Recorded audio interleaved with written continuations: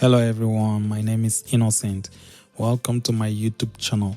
So in today's video, I'll be doing the unboxing of a wireless microphone that I got from the company BOMGE. BOMGE. I don't know how else you can pronounce such a word. But anyway, so I understand it's of two types, the C type and the lightning type. But since I'm using it on iPhone, I got myself the lightning type. So stay tuned. I actually test run the microphone towards the end of the video, so please try and watch till the end.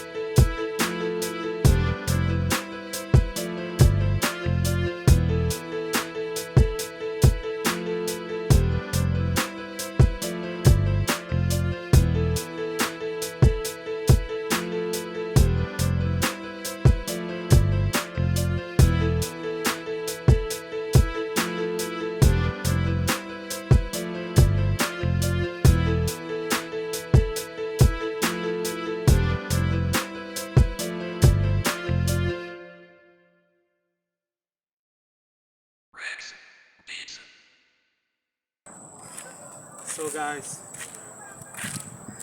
I'm here to do a test of the microphone that I just bought for my iPhone.